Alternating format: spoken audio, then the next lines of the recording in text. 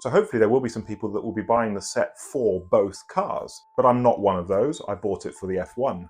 And at best I was hoping to get a few good pieces for mock building. Needless to say, I wouldn't have picked up this car, just like I haven't picked up the Porsche 963.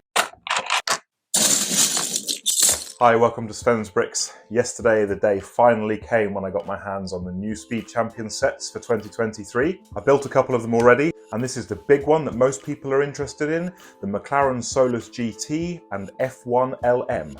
And before I start, I want to point out that I bought this set with my own money. I only review sets that I would have bought anyway, and I have a particular passion for the Speed Champions line. In other words, I don't just buy sets for the sake of the channel, and I only do reviews when I feel as though I have something worthwhile to say. Now, I, like many, have been very excited about the F1 since its announcement back in January, but was a little bit disappointed that it was being included in a double pack, as it was forcing me to pay more money in order to get my hands on the car.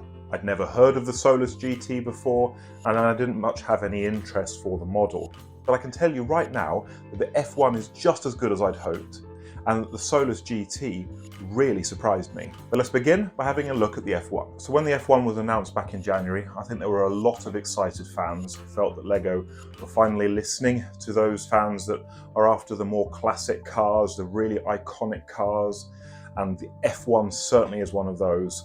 This was a childhood dream for me, the F1, and also going for the LM version in the very striking orange colour was a really good choice. I think we've all seen enough images of it now to know how accurate it looks compared to the real car. So what's it like to build?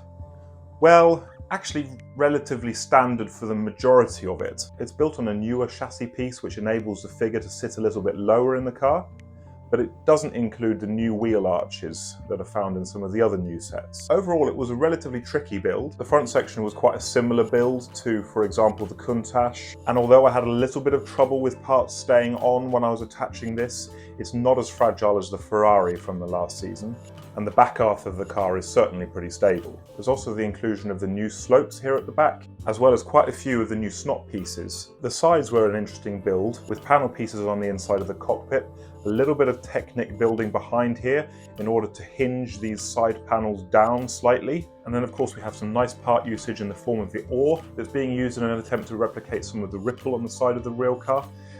I think this works pretty well, and if you squint, it looks actually really good. So I'm not sure if it can be improved on. I guess time will tell to see whether people come up with better ideas. What I hadn't picked up though from the photos was just how good the cockpit is. I knew that there was going to be a central seat for the minifigure, but I did not expect there to be 2 additional seats behind him.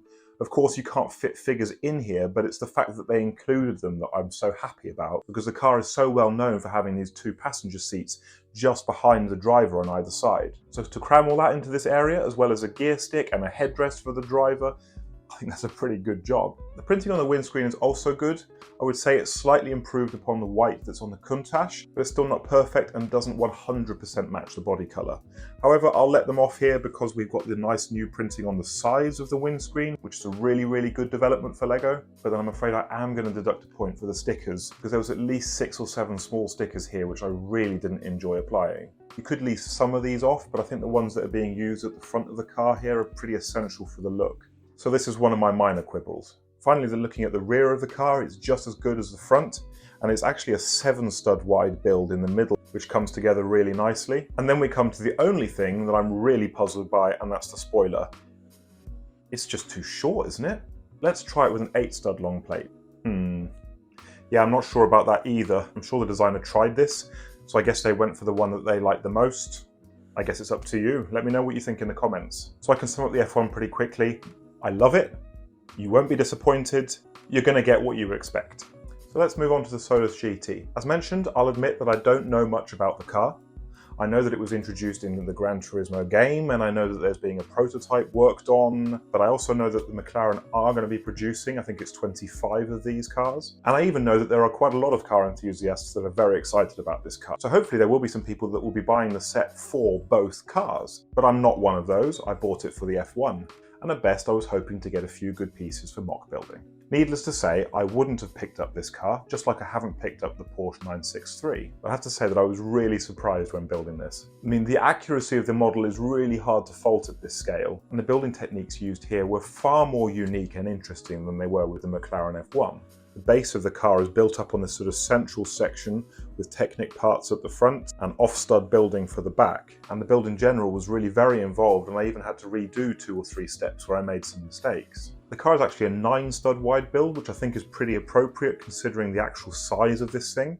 And I think that the accuracy at this scale is really spot on. I mean, look at that diffuser on the back there. It just looks awesome, and it looks so much like the real thing. And they've also managed to really replicate all of the angles and curves of this aggressive looking machine. I got less annoyed with the stickers on this build as well. And to be honest, you could easily get away with leaving them off with this one. You also get a plethora of new parts and extremely good mock building parts. We get all manner of plates and different shaped tiles, as well as new slope pieces, a new windscreen, and 4 of the brand new wheel arches in white.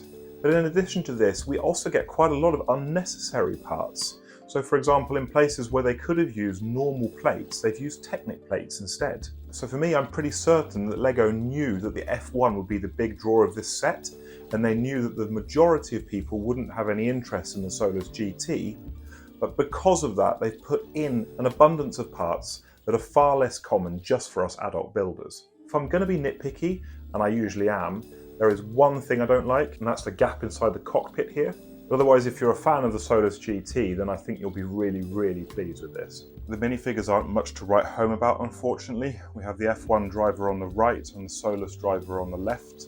I do quite like the torso on the F1 driver, but I would have liked to have seen printing on his legs. The Solus driver comes with full printing on both torso and legs, and she also comes with an alternate face. The F1 driver has a hoodie on the back of his torso, and it's nice to see the orange colour being carried over here. The Solus driver just has a continuation of the same print from the front. So, if the F1 is of interest to you, I can assure you, you shouldn't hesitate to buy this set, because the parts that you get in this build and the enjoyment you get from building this car are well worth the price tag. And if you like the Solus GT as well, well then you're going to be extra happy. The set's even well priced at €45, and considering you get 2 cars and 579 pieces, it's better value than the single packs. So those are my thoughts. I'd love to hear yours. I'll be reviewing a few more of the new Speed Champions, including the Pagani, which is up next, which I don't like as much. Please take a moment to like the video if you've enjoyed the content, as it helps me to grow the channel. I'll be back again soon. Thanks for watching, and bye for now.